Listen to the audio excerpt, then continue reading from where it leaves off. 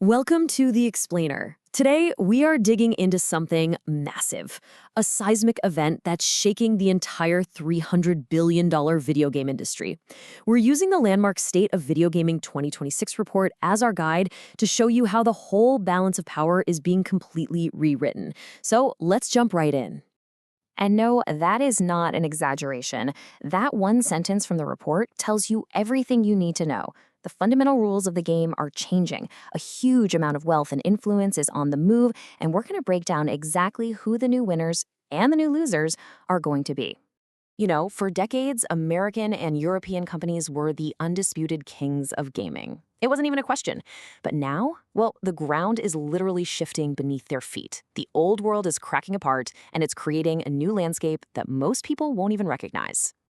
Okay, so let's get to the heart of the problem, what the report calls the bloody economy of Western AAA game development. The formula that used to print money has now become a recipe for total self-destruction. The old model, it's broken. Just look at this number, $350 million. That's now the minimum it costs to develop a single top-tier blockbuster game in the West. Why? Well, it's this perfect storm of insane software complexity, developer salaries that have just skyrocketed, and production lines that stretch on for years and years. That's right, 7 years on average. And it gets worse. You have to add a marketing budget to that, which is easily another $150 million. So now you're looking at a $500 million hole before you've sold a single copy. The financial risk is just staggering. And here's what that risk looks like in the real world. To just break even, a game now has to sell 12 million copies at that new, higher $80 price point. Think about that pressure. It means if your game is just good and not some massive worldwide cultural phenomenon, your entire studio could go bankrupt.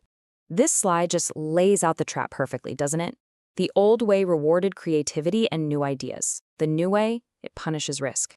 This is exactly why you see so many sequels. Publishers are absolutely terrified of launching a new IP, a new franchise. Because in today's climate, it's like signing a corporate death warrant. And all that financial pressure has claimed another victim, the console war. Yeah, it's over. The report says the market has hit an absolute saturation point. What that means is the core audience just isn't getting any bigger. So companies can't afford to lock a $500 million game to just one console anymore.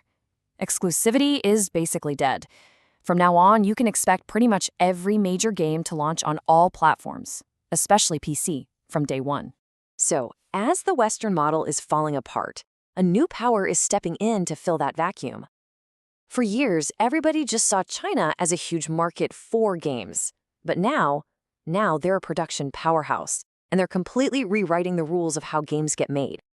After seeing visually stunning games like Black Myth: Wukong, this shift has become undeniable. Look at this, over a third of all high-quality AAA-style games are now being made in China.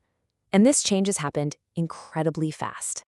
So how are they doing it? Well, the answer is just raw efficiency.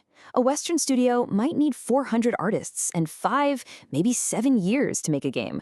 A Chinese studio can do it with 50 engineers, a heavy dose of AI, and in just 2 years. They are getting the same gorgeous visual quality with just a fraction of the people, time, and money. This is their secret weapon. It's called development automation. They're using their own custom generative AI to create amazing art assets, things like textures and animations, in a matter of weeks, not years. It's a massive advantage in production that Western studios, right now, just can't match. But hold on, this isn't just a two-sided story between East and West. There's a third force that's shaking up the industry from the ground up, and that's the indie revolution. It sounds like an impossible riddle, right? How can a tiny team of 5 people possibly outsell a corporate giant that makes games like Call of Duty? It seems crazy, but it is happening. Small, independent studios are absolutely shattering sales records held by the biggest names in the business. And they're winning because they are giving players what they actually want. Gamers, and especially Gen Z, are just tired of these buggy, super expensive, cinematic blockbusters. They're craving innovative gameplay, multiplayer that just works, and the freedom to be creative. And all of that is getting lost in the giant AAA machine. And you know what? The money is following the fun. Investors have definitely noticed this trend. Billions of dollars in venture capital are being pulled out of these bloated, massive AAA studios and are being funneled into hundreds of smaller, faster, more creative indie teams.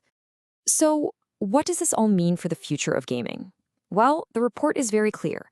The whole era of treating games like these giant Hollywood blockbusters, it's over. A new era has begun, and it's basically survival of the fastest and the cheapest. The winners of the next decade, they won't be the ones with the biggest marketing budgets. No way. They're going to be the ones who master this new formula. Develop faster, keep your costs low, use AI and automation smartly, and above all, focus on giving players freedom and just plain fun gameplay. I mean, this quote from the report really says it all. The plastic box under your TV, that's not what matters anymore. The future belongs to whoever controls the software and the platforms, whoever can deliver cheaper, faster, and more creative games to players wherever they are. And really, that's the biggest takeaway from all of this. The power is shifting away from just having deep pockets and raw financial muscle, and it's shifting back to what really matters: creativity, efficiency, and brilliant ideas. The game itself has changed, and now it's anyone's to win.